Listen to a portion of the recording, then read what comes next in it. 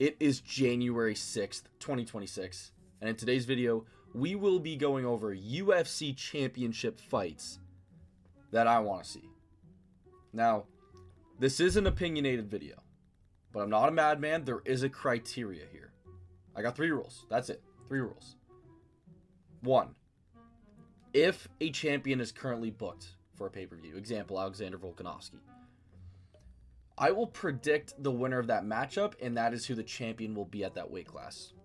You'll see. No spoilers, but you'll see. Every fighter has to be active and ranked in the UFC. So, example, Gable Steveson, would love to have him at heavyweight, not in the UFC. Rico Verhoeven, would love to have him at heavyweight, not signed to the UFC. And then number 3, no double champ shit. As much as I want to see Ilia Topuria knock out Islam Makhachev, or Islam Makhachev have a legacy-defining moment and becoming the GOAT. I want to see a GOAT, and it happens with that matchup, but it is not happening in today's video. Anyways. Shit, fuck. Let's get things going with 125. Now, I know Tatsuro Taira is like 17 or 18-1, just beat Brandon Moreno, subbed, or knocked him out. I mean, knocked him out. Let's talk about a real fucking knockout. Real freaking knockout. Joshua Van, great fighter. But some people think he's the best boxer at 125. He just went to a fight of the year, a war fight of the year with Brandon Royval, who's like Max Holloway. So, I mean, for Joshua Van to win, short notice, credit, kudos to you. Just got the belt by a fluke injury. It is what it is. It happens. Manel Kape just knocked out Brandon Royval in the last event of 2025. Went out there and not only cut the best promo of Q4, but maybe of the entire year. Look, if I'm the UFC, Manel Kape, he puts out Joshua Van. I want Manel Kape as my champion. I want Horiguchi versus Taira in Japan, and Pantoja comes back when he's ready. You guys already saw what's happening at 135. This is Dana White's dream. This is Dana White's dream. This is my dream. The Suga Show is back. 30-27 Song Yadong. And the only reason he doesn't knock him out is because Song Yadong is just like a freaking doesn't get knocked out. I need to sit back for a second. This is a White House feature fight or co-main every single day of the week. The most popular American fighter that's currently active, Johnny Bones Jones, but that's currently active and on the roster. He's here. He's beat Petr Yan. He's beat him 29-28. Now we get a 5-rounder. The first fight probably should have been a 5-rounder. Here comes a 5-rounder. Suga Sean was probably the only dude who could beat Merab, somebody who was arguably a top 3 fighter of all time, leading into his fight against Petr Yan, and Petr Yan 50-45'd him. Look, Sean and Merab, they spend time in the jacuzzi together. They're boys. Petr Yan took everything he fucking worked for. He took everything he worked for. And Suga Sean's going to get him back and get the belt at the White House. This is what I was talking about. I got Diego Lopez knocking out Alexander Volkanovski, and my heart just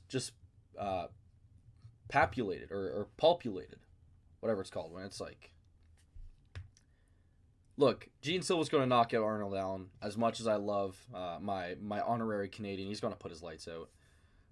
Diego Lopez is going to put Alex Volkanovski's lights out. You shoot these guys to the moon. You put them in the freaking moon.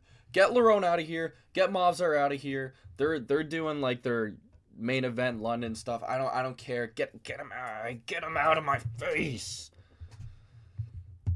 Let's go to 155, and this is already set in stone. It should be Arman Tsarukyan. I like Patty. I like him. And I do like Justin Gaethje as well. I do like him. I think he's heavily overrated, but, I'm just a dude who sits in my basement and goons half the day and, eats cheesecake and has burps when he's about to record a video. Ilia Topuria is going to put this guy's lights out. And I don't mean to disrespect Paddy Pimblett by saying this guy. If he was facing anyone else at 155, other than maybe Max Holloway, I wouldn't call him this guy. I'm calling him Paddy Pimblett. But when Ilia Topuria is facing you, you don't get to be called a name. And now I'm putting predictions on the table. I don't want to put predictions on the table. Let's go to 170. Michael Morales. What happened, dude? How did you go from 19-0 to 20-1 in like 3 hours? I think that's a fraud. That's fraud. That's criminal activity. Islam Makhachev versus Michael, the man Morales. I mean, look. If he is technically 20-1, whatever. This guy just went out against Sean Brady, who destroyed freaking Leon Edwards. I mean, blanketed him for freaking 4 rounds or whatever. But he went out there and he was just booming him. He was booming him. I looked to my boys and we were watching this fight at the bar where we go every time. Bollock, shout out. And he landed one overhand. And I had Sean Brady in that fight. I like Sean Brady. I do. And Michael Morales touched him once. And I was like, oh my God. And I looked at my boy. Moots. And I said, or I think he was over here. I was like, dude, this fight's not getting out of the first round. I looked at him. And, like imagine Joe Rogan sitting in his chair. He's like, and he's just spitballing with the boys, like super calm. He's like, I didn't even learn a spinning back kick till he's 36, properly at least. He's a fucking monster. Like, that was the tone that I did it in. I was like,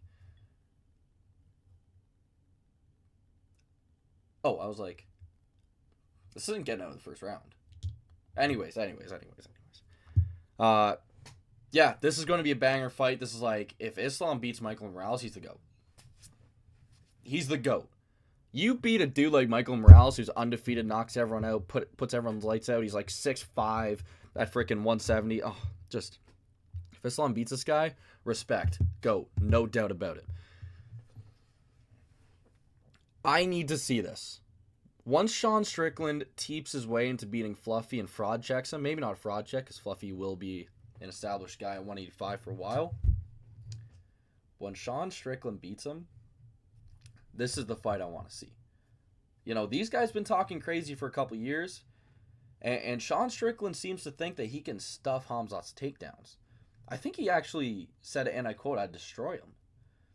I believe that. Sean Strickland's a man of his word. If he says he's going to destroy Khamzat Chimaev, who just, and I can't use the E word, when talking about DDP, because that's kind of disrespectful. I can't use the E word.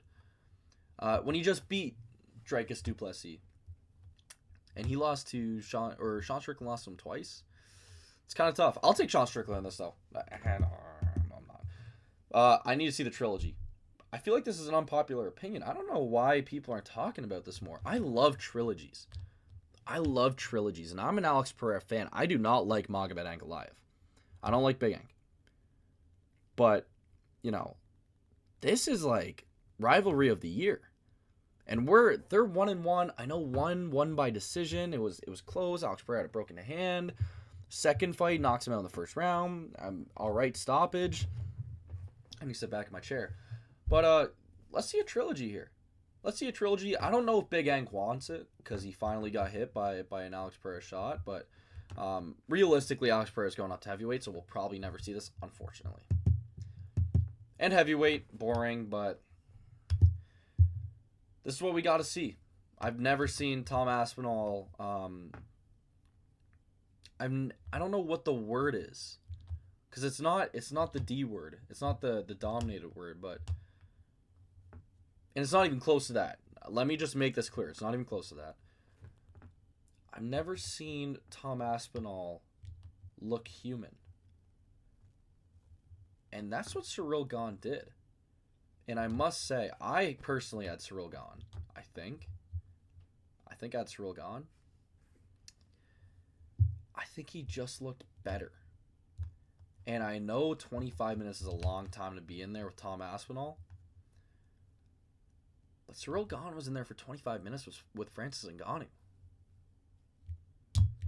I'm tapping my desk right now, like a secretary at an elementary school when you ask for ice. They're like, anyways, you can't see that. That's all I got for you guys today. These were the UFC Championship fights I want to see next. Peace out.